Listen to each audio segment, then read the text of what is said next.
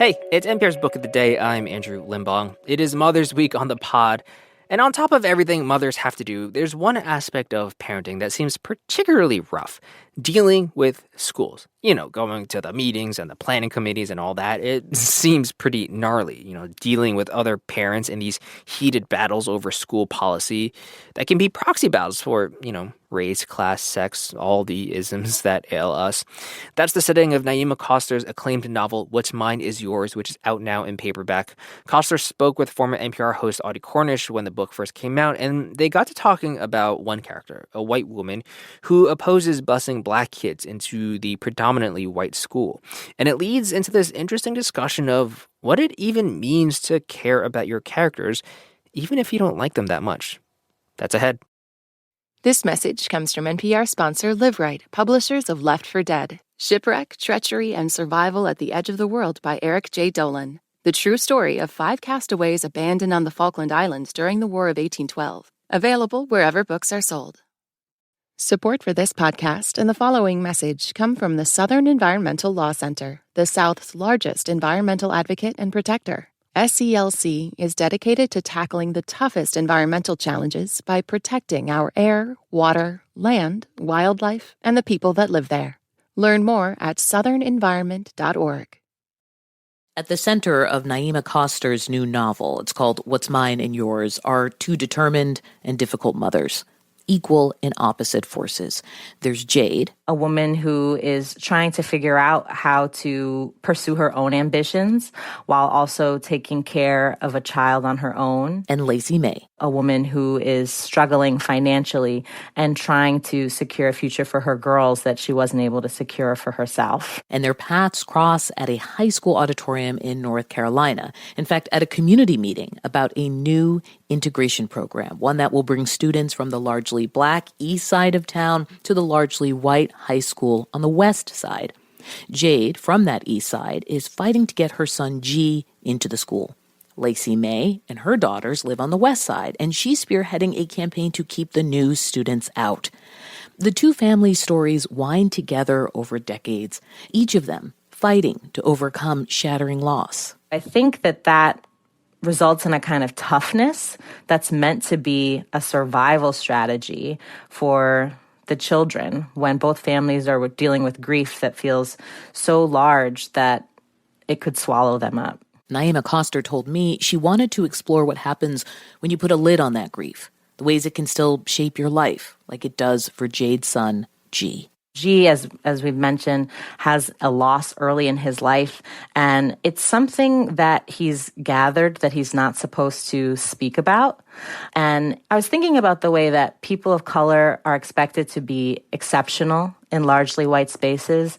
So exceptional not only in terms of the task at hand, like being good at school or standing out in the workplace, but also being exceptional in terms of having a biography or family story that feels neat or virtuous. And G doesn't fit that description. He's got a family history that he believes is wrong. And so that gives him a lot of feelings of self-doubt, of guilt that he has to find ways of working through. He is one of the kids in a school play. It's a Shakespeare play, Measure for Measure.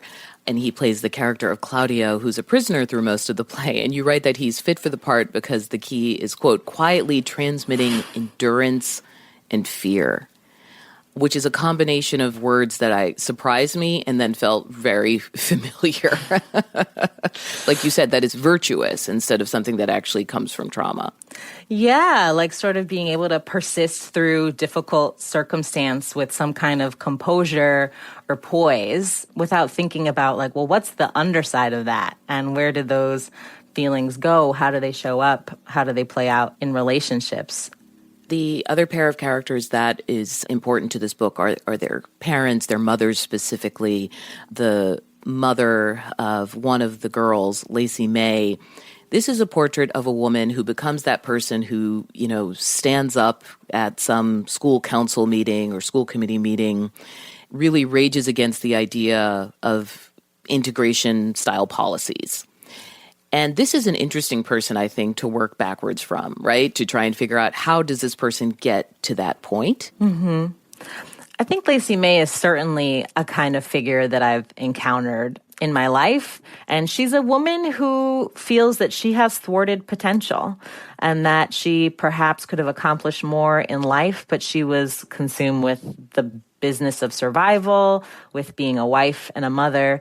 And so she opposes the integration in part because she wants to hoard the opportunity and keep it for her girls.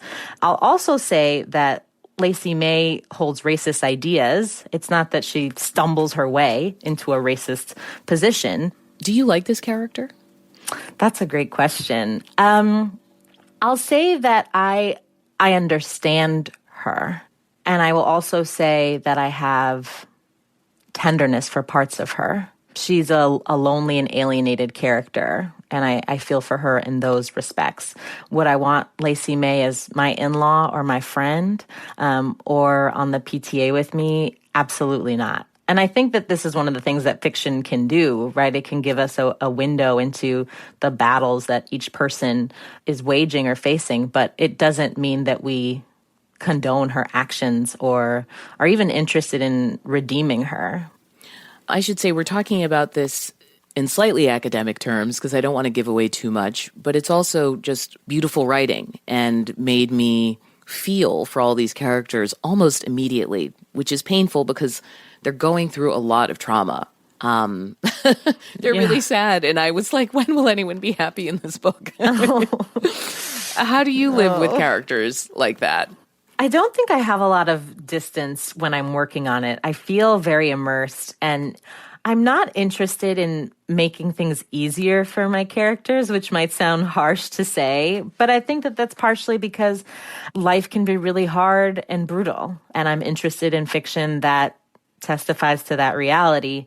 But I do think about the moments of tenderness and relief that they get, which don't cancel out all of the hardship. That's a nice thing to hear in this moment after the last 12 months.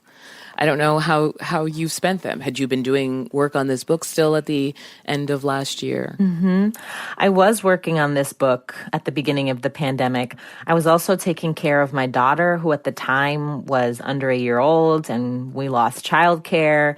It was really hard and exhausting and lonely and full of fear. I hear that. One of the characters in the book is talking about having a new baby. Yes. And someone asked her how it is. And the first thing out of her mouth is, it's terrible. Yeah. I think you and I, our child is probably the same age. I also had a baby at the start of the pandemic. And she also ends that phrase by saying, and this child is perfect. Yes, and that line is actually one that I put in after having the baby because really? I drafted the book when I was pregnant, and so that scene was just the character glowing and happy and effortlessly breastfeeding in the corner, and then after actually having had a child and going through the postpartum period, I said I have to revise this. And is that when you added the bags under her eyes? I noticed that as well, and I was like, there are too many truths in this chapter.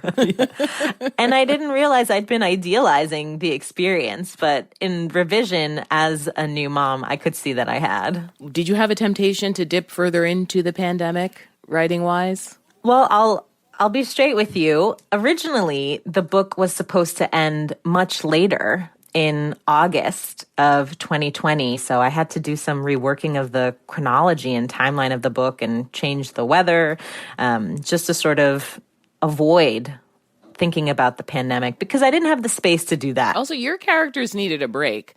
Yeah. Like, if someone in this book got COVID on top of all that. Yeah, they need a little joy and rest before gearing up for COVID. Naima Coster, her new novel is What's Mine and Yours. Thank you for talking about it with us. Thank you for having me.